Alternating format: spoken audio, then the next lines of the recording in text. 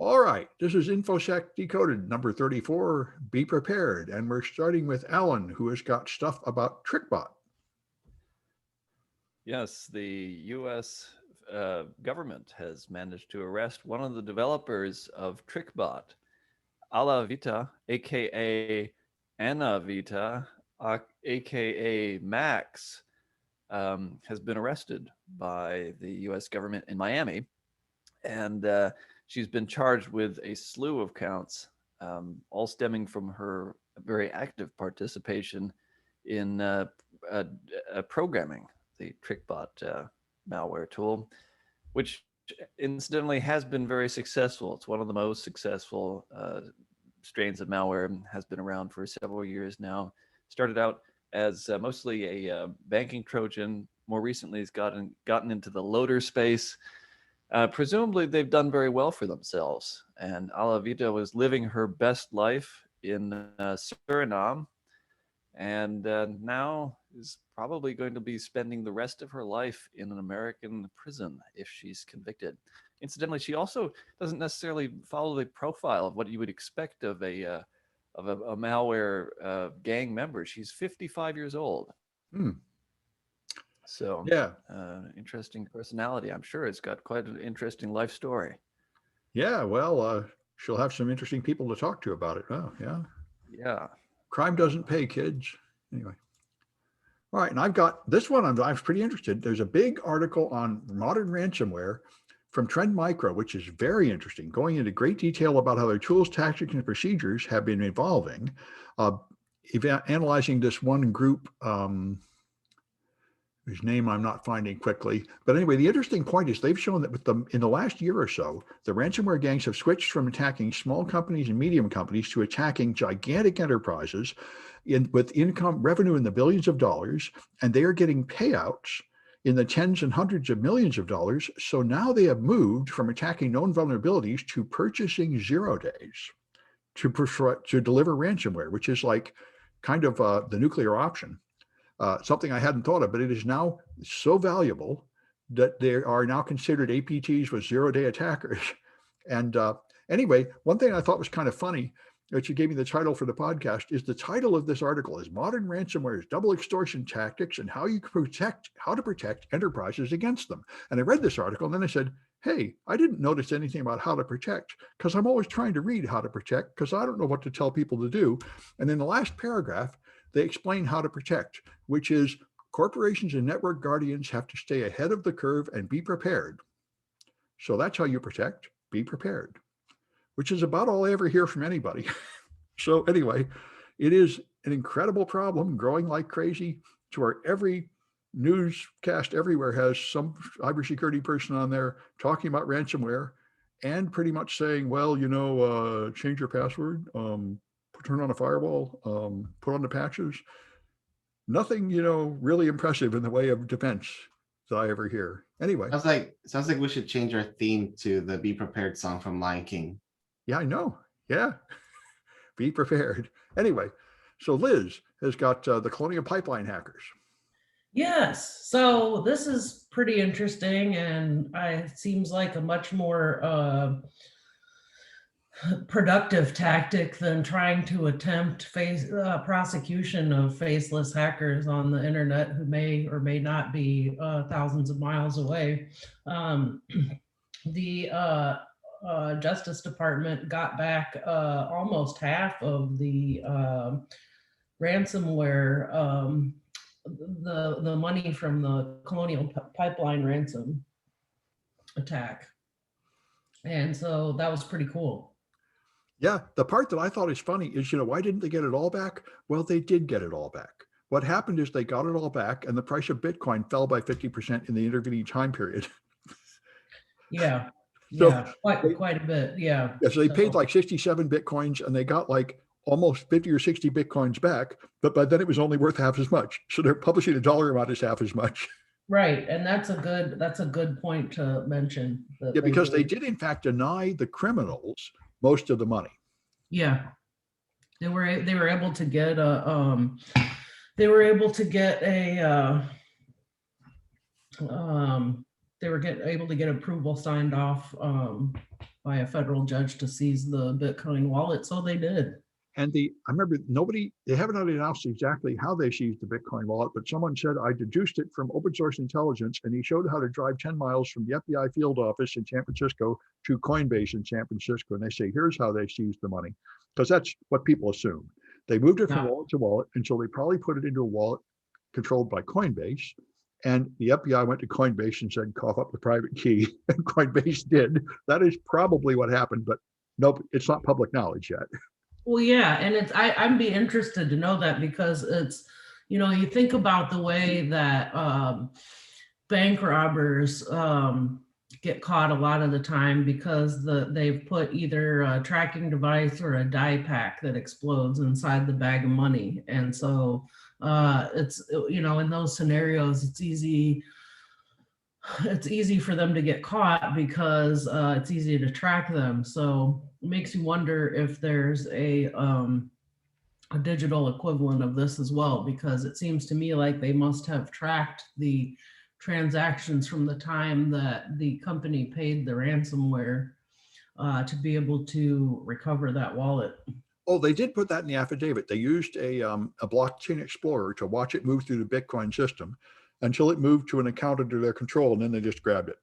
Yeah. So yeah, but I mean, not gonna, it seems to me that's one of the most, if they can refine that process, with currency fluctuations notwithstanding, that's a pretty good way to get your ransom back. Yeah, and it also shows, I mean, a lot of people are saying they just have to ban cryptocurrency and that'll end ransomware. And I'm like, well, I really don't think much of that plan. But what you can do is what they are doing, which is the part where you turn it into real money is subject to normal laws and banking regulations, and you can grab it there. Yep. And that's what they're doing, I think. Anyway, all right. And so Kaitlyn has got, oh yeah, Apple posting pictures of a woman naked, which is not right. Right. No, it's not right at all. The Telegraph has an article written by James Titcomb, which, by the way, I'm very sorry to James growing up. I'm sure his name was made fun of a lot. And I'm sorry, my regards to his childhood. But the article here talks about how Apple paid millions of dollars in a settlement because this woman, a 21-year-old woman, sent in an iPhone that needed repairs, as iPhones often do. I mean, Apple makes it so hard to repair your iPhone that even if you just need to replace the battery, they're like, no, just send it in. It's absolutely ridiculous. So she did what Apple said. She sent in her iPhone for repairs. I don't know exactly what repairs it needed, but a few days later, while it was in repairs, suddenly her Facebook updated with nudes of herself. And that went out not only, to her friends, but her family. And there were videos going out to her mom and dad. And of course, Apple paid millions of dollars. And this is one of the things that you have to kind of be aware of when you trust another company like this to do repairs, is that they're not going to go through your data and upload it. I just don't, the article, and I looked for other articles to explain why. None of the articles explain what was going through the technician's head when they did this. Why did they think this was a good idea? Why? To put it lightly, they weren't thinking with the head that has eyes. I know. But the bizarre thing about it is that they impersonated her when they posted this stuff on her account. It was like they pretended to be her when I think they just opened Facebook on her phone and uploaded it there, I think. Yeah, that's my guess. Yeah, but why? Usually in these, it makes no sense. Usually in these cases, what happens is they exfiltrate the data and then keep it for themselves and maybe pass it around to their friends, and that's how they get caught. It was bizarre that they would post these things publicly and impersonate her to do it. Well, it reminds me of catching cheaters in class. You only catch the dumb ones that do something stupid, I'm with Kaitlyn. I want to hear a motive on this because it just makes no sense at all. I could see them in court. These like teenage repair guys will show up and the judge will ask them, what were you thinking? And you're not going to get a good answer out of them. They're going to be, oh, you know, it seemed like fun at the time. You know, this is one of the reasons, though, that, you know, this is one of the reasons Apple's used in their fight against right to repair, though, is that, you know, if we enable independent repair persons to fix this stuff, well, then your data is not going to be safe. If you send your devices to us, you know, it won't leave our corporate ecosystem, and then everything will be safe. And it kind of, I don't think it was Apple, but it was an Apple certified repair center, which kind of suggests that, sort of like Uber, they don't exactly like vet their contractors as much as they ought to. Right, but it went through the proper Apple chain, right? It's exactly what Apple's pushing for in the laws, which is to fight right to repair, which is you send to Apple. Apple then subcontracts to, you know, their people, and it turns out that this does not prevent privacy breaches at all. Well, yes, that's not too surprising. And it wasn't just like a third party. It was one of their own repairs, you know, subcontractors. Oh, well, that's rude then. Wait, Irvin's Microsoft is updating? Yes, Microsoft is using AI now. AI for updates? To handle updates. What? Yes. What do you need AI for? How complicated is it? Apparently it's complicated because people don't update. So I think it's just their way of saying, you know, we're just going to force updates on you and make sure everybody's all up to par by having the computers do it for you. You know, I think you just have to put AI on everything the way you used to have to put blockchain on everything. I mean, I really don't understand the AI part here. Anyway. The only thing I've ever seen AI do just amazing things with is image processing. Oh, yeah. Other than that, I haven't really seen a whole lot of like AI doing, you know, changing the world. Yeah. It seems like we've achieved the level of like a small insect of intelligence in AI so far. Not up to the level where it can actually do anything much good. It won Jeopardy, though. Yeah, and Go and chess. All right, and then Alan's got Exogrid. What is Exogrid? Yes, if we needed any more proof of the futility of trying to stand up to ransomware, Exogrid, which is apparently one of the larger backup appliance outfits out there, coughed up a $2.6 million ransom to the Conti ransomware gang after they got very hacked. And of course, Exogrid wants to keep this rather quiet because one of their major product selling points is that if you buy their very expensive appliances, then you're going to be impervious to ransomware attacks, or at least not impervious, but able to recreate all of your data or restore all of your data. Obviously, that's not true if the company itself can't avoid paying over $2 million. So there you have it for Exogrid, another failed attempt to thwart the ransomware gangs. Well, you see, if I was the Exogrid PR people, I would explain, see, your data is safe. We're so determined to protect your data that we'll pay the ransomware to get the data back. See, we got your data back. So what are you whining about? We got it back. Well, they got it back for themselves, I suppose, just not the way they wanted, and at much greater expense than they'd expected, probably. Well, you know, this reminds me of the previous one in Poetic Justice. Not only did they steal the ransom back from the IO pipeline people, but the decryptor they got didn't work. So it was like a bogus transaction all around. Anyway. Yep. So that's, yeah, ransomware is like inescapable everywhere. So anyway, this one, I was pretty interested. The new hard drive, to make a hard drive pack more data on the disk, the magnetic spinning disk, you have to move the read-write head closer to the disk because magnetic fields fall off with the cube of the distance. So it makes a huge difference how close it is. And they're already like 10 nanometers away from the disk. So now they're going to put a layer of graphene on the disk, which is 1 atom thick. So they can get the head within 2 nanometers of the surface. And that would make the disks hold 10 times more data. So we're really pushing the limit here. This reminds me of a couple of weeks ago, Kaitlyn said we're now having 1 nanometer chips. And I'm like, you can't really go much smaller than that. You're down to pretty close to the size of the atoms now. So anyway, that'll be the giant leap forward. And I really don't think you can have too many more giant leaps after this one. You need to switch to a different kind of technology. Anyway, and Liz has got Trojan Shield. This is a big one.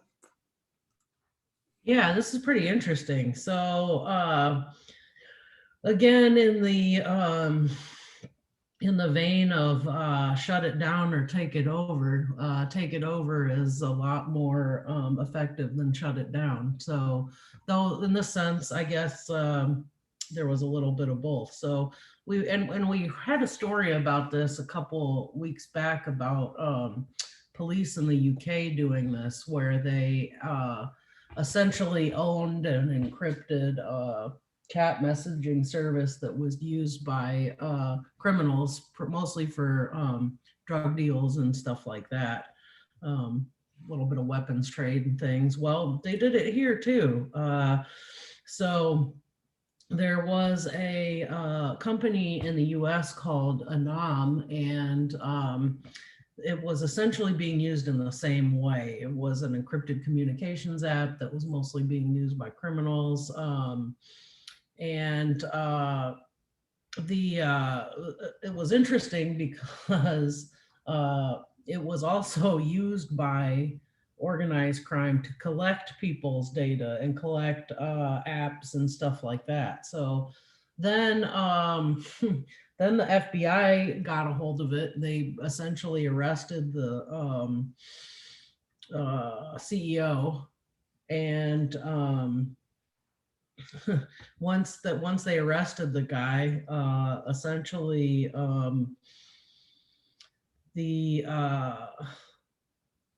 somebody that worked at his company offered to turn it over to the or it may have been him, I don't know. They called it the confidential human source, so we don't know for sure.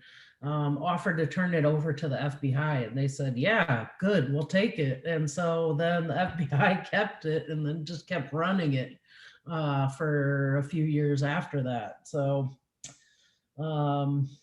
and if they had been using end-to-end encryption correctly, then the operator would not be able to see your messages, but obviously they were not doing that. They were not doing that. The way they built it was to, so according to this article, a master key attached itself to every message sent through the app. So then just exactly the kind of backdoor FBI wants us to put in everything. Yep. And so then they were able to decrypt every message that went through there. Pretty ridiculous. This is an exciting new way. Instead of the FBI pressuring companies like Facebook to put a backdoor key, the FBI could just write their own social networks and apps and sell them that have the government backdoor key in them. And then they turn a profit, and it would help lower the national debt and everything. I'm a genius. I should run for office. Yeah, well, I'll vote for you. Apparently people are dumb enough to fall for it. So then it makes you wonder too, what other of these apps are out here? I mean, does the FBI have a VPN? Because that would be pretty sweet to just collect everything going through there. Well, apparently they have the private keys at some major cryptocurrency exchange like Coinbase or something. So I wonder if they have the private keys for a bunch of VPN services. They very well could. Yeah.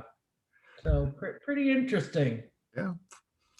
Yeah, this is why, the old hippies said, don't use the phone, man. Stay off the grid. The man picks up everything you say on that phone. And that's kind of true. Yeah. Anyway, all right. So Kaitlyn's got Venus. Venus is back in the news. Yeah. Space.com has an article written by Mike Wall about NASA's plan to launch not just one, but 2 missions back to Venus. And so we haven't been to Venus since about 1989. That was the last time we launched anything there. So Venus has been kind of subbed aside for a while. So we're finally getting back into looking at Venus. And the two new devices is an orbiter called Veritas and an atmospheric probe called Da Vinci Plus. And so we'll finally, have some new data coming in from Venus. I think the the long-term goal will eventually be a sample return mission to Venus, which of course is very hard. Of course, the Russians famously in the 1960s sent a probe to Venus, which landed on the surface, took a few pictures, and then started to melt. Yeah, because it's like 800 degrees Celsius or something crazy there, right? Yeah. Almost nothing can survive on the surface. Yeah. So yeah, we'll see how this goes. Hopefully, we're better equipped now with better technologies to deal with the extreme heat and pressures on Venus, but we'll see. Well, you got a close solar mission, so apparently we can build stuff that can take the heat. Yeah. And I know the other thing is, what I've heard is the reason they're doing this is because they detected phosphine, and so people think maybe there's some kind of life on Venus, or there used to be. Oh, well, that's extremely unlikely, but Yeah, I would who think knows? so. That's a very hostile environment. Maybe there's life on the surface of the sun. Who knows? But I mean, Venus is not only 800 degrees, but also the atmosphere is like sulfuric acid or something god awful like that, right? Oh yeah, no, acid rain all the time. It's fun stuff. That's hard to imagine anything living through that. Yeah. All right. And Irvin has got NVIDIA selling something. Oh. Where is my thing? Graphics So NVIDIA had put out a new card, the 3080 Ti, which almost goes as fast as the 3090. And of course, immediately when they put it on the market, totally sold out. And if you didn't know, water is also wet. Well, but they tried to prevent people from using it for cryptocurrency. What happened? They figured out how to use it for cryptocurrency, or all the gamers that actually wanted to play games with it? It looks like bots. Bots just scooped them all up. But I mean, okay, so they're going to be resold for one of those purposes. They're probably going to be resold. Yeah. Okay. Just because they have that cryptocurrency thing, that's not going to stop people from buying these suckers. Yep, they have an anti-cryptocurrency thing on it, but the last time they did that, it got totally hacked through immediately. Right. So I'm sure somebody found another way around, and people are just still buying these up as fast as possible. So clearly, we need to ban cryptocurrency. That would solve all the problems on the internet. After that, you ban social networking, and then you just ban the internet. Yep. And everything would be fine, like it was in the 50s. Exactly. What could be wrong by going back to the 50s? The world would be perfect. Anyway, all right, so let's go to Alan Wennersten. It's economics and security. Yes, for anyone wanting to learn more about the economics of ransomware and cybercrime generally, I've come across a really good page from Ross Anderson, who is a professor at Cambridge University and author of probably my favorite college cybersecurity textbook. This is a not very organized, very, very long list of links to various papers and research efforts pertaining to cybersecurity, and particularly the economics of cybersecurity, whether that's economics for the defenders or economics for the attackers. Some of it's ransomware specific, some of it's more privacy focused. It's a little bit of everything, not necessarily cutting edge research. Some of it's a bit on the old side, but a lot of good stuff in here. So hundreds, if not thousands of links to more academic studies of cybersecurity and malware. Yeah, it's an interesting business model and very important these days. Yeah. All right. And I've got my crypto links. I'm always watching crypto. There are a couple of trips here. One is that I didn't know this. 1% of all the Bitcoin is actually turned into Ethereum. You can take Bitcoin and you can lock your Bitcoin and make a NFT on the Ethereum blockchain of the Bitcoin token. And that's a way to turn Bitcoin into Ethereum. And that has been done for more than 1% of the time. And then when you destroy the token on the Ethereum blockchain, that unlocks the token on Bitcoin. So supposedly they have stopped the obvious double spend problem that now you could spend it on both blockchains. So that sounds like a lot of fun to figure out how to hack and defeat that. But anyway, if you could really translate one coin to another this way, that's an interesting, without having to actually sell it and rebuy it on the other one. Anyway, it's an interesting idea to move from one to the other.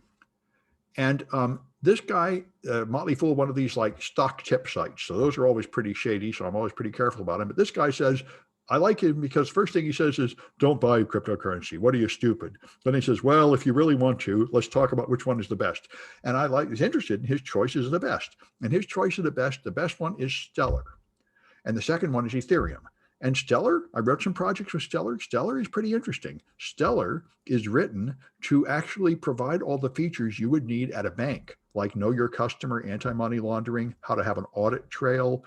It's much more financial oriented. It's intended to seriously provide the things you need in real money, much more than any of these other blockchains that are basically written by people that want to make a game where you pretend to have money. And I thought it was interesting for that reason, and so does he. He thinks it might be the one that survives. Anyway, we'll see. But those remind me I should write some Stellar projects for my crypto class, my crypto workshops, because Stellar matters. And I wrote a couple projects years ago. I just need to update them. Anyway. And then Liz has got the Chaos Computer Club, our heroes. Yeah, joining up with some unlikely bedfellows. They are actually on the same side of an argument with Google and Facebook right now, which is really strange. I never thought I would hear that happen, but they are all actually in agreement that an initiative being pushed in German legislature right now is a bad idea, and I am inclined to agree. Essentially, the German government has a plan in place that would allow them to deploy malware on any person's devices whatsoever. Essentially, even people who aren't even convicted of a crime could get this government-sponsored malware installed on their devices without their knowledge or consent. And that's pretty scary. I think it's a pretty slippery slope. I think that's no longer the slope. I think that's the pit. Yeah, yeah. Yeah, you're right. That's straight down in. That's what North Korea did, right? Everybody has to use Red Star OS that contains, reports everything back to the government. And that's yes. And I was thinking that there's some, that's a pretty bad, there's a lot of parallels there, and none of them are good because I thought Germany had better civil rights than that. I did too. I was really surprised to see this coming up there. I think that and I hope it'll get shot down, but I mean, it's pretty crazy that these initiatives are coming up, especially in countries like Germany. So, it makes me think, are we in the last time of freedom right now? In 100 years, is everyone's device going to have to be government backdoored, and there just won't be any privacy for anything anymore? Well, I like the one point. This does mean you no longer have to weaken the encryption protocols. Right. Then you just have malware sending it straight back to the government. Yeah. Well, from the viewpoint of the government, their goal has always been no bus, nobody but us. And this might accomplish that. It's nice throwing encryption to protect you from the hackers, but have your official channel sending it back to us. So nobody's getting it but us. That's the plan. Yeah. What could go wrong? Well, there are one or two little problems I can see, but yeah. All right. And so Kaitlyn's got Notepad++. Right. Okay. So Bleeping Computer has an article written by, I'm going to butcher his name, Sergey Kaitlyn, going over Notepad++'s recent decision to drop Bing as a service that the Notepad provides. Now, truth be told, I didn't even know it worked with Bing, and I don't know why anyone would use Bing in Notepad++. In Notepad, like what? Yes. And so for people that don't know, Notepad++ is a very popular Notepad replacement for Windows. It's just sort of like a full-featured text editor, whereas the Notepad that comes with Windows is very basic. And it's really good for coding. I love it, and a lot of people have it. However, the author decided to get rid of Bing. Why? Well, it turns out that the author, Don Ho, is an advocate for rights within China, and is very active in protesting the human rights abuses that are going on in the country and has been going on in the country. And recently Bing had a fiasco where they would remove all results involving Tank Man. So if you search for Tank Man, which is the famous image of the guy sitting in front of the tanks in the Tiananmen Square, Bing no longer shows any results for that. And presumably, Microsoft says it's human error, but presumably this is because China does not like people looking at that image. And in order for Bing to operate in China, I'm sure they have to censor that image, and they probably censored it worldwide by accident.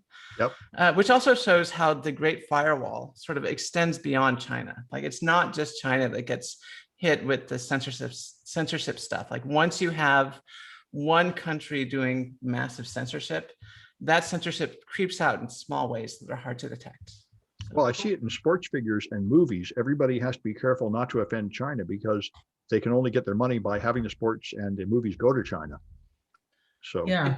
And it was kind of interesting when we were there, the only search engine where you could enter the search terms in English that I could find was, or that I could access, was Bing.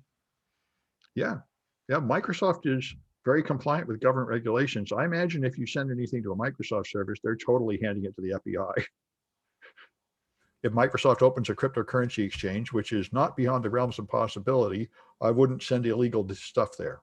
Yeah. And also, if they launch a secure chat app, maybe don't discuss your crimes on the Microsoft secure chat app. Which is Skype, I guess. No, Teams, Microsoft Teams. That too. Yes. All right, and the last one is GitHub with their new update from Irvin. Yes, they finally decided what to do with exploits and malware. Basically, as long as there is some form of, like, this is for educational purposes, you're fine. If it's used to disrupt attacks or if it's used to disrupt ongoing things, they're going to take it down. There is an appeal process now in place. So anybody who says, hey, I put this up, but I didn't expect, you guys to take it down, please put it back, is there. There was a scandal recently, right? Like security tools are getting kicked off GitHub. Yes. Yeah. Yes, that's exactly it. So that's what they're addressing. Yeah, and I know I was worried about my videos getting taken off YouTube. Various security hacking videos have been removed from YouTube. They only took a couple of mine down a few years ago and they put them back. But, that's why I'm keeping local copies of all my videos now, because YouTube might at any moment decide to get rid of all this nasty security stuff. Because we don't have any clear rules like this. Yeah. Oh, hey, I do have a bonus article that I found just as we started. Yeah. RockU 2021. I am on the hunt for RockU 2021. I'm sure you'll find it on a certain forum that starts with the letter R. Wait, on the hunt for what? No, it's not there anymore. RockU 2021 is it's the new big password list. Oh, okay, because they had an old RockU list. So this is there's a new dump of passwords. It's 100 gigabytes big, 8.4 billion entries. But these are usually like repeating old ones. It's a mix of a bunch of them together. Well, I think we can trust Troy Hunt to stick it in Have I Been Pwned before long. Yeah. If you find RockU 2021, tell me so that I don't accidentally download it, because I don't want to accidentally go to the website that has it. Right, we wouldn't want any of that to happen by accident. Absolutely. Yes. I'll let you know. I remember I was teaching a class in Texas, and LulzSec dumped out military hashes from Booz Allen Hamilton, and I stayed up all night and I went to class and said, these are the military hashes, let's crack them. And then a few years later people said, that's illegal. I said, that's illegal? How can that be illegal? It was out there. And they're like, oh, that is illegal. Well, I thought I was a good guy, but the law is so hard to obey. You keep on accidentally breaking the law when you don't mean anything by it. Anyway, they haven't locked me up yet. All right, well, that's the end of this one, and we'll be back on Friday. We're doing Tuesdays and Fridays now. Farewell.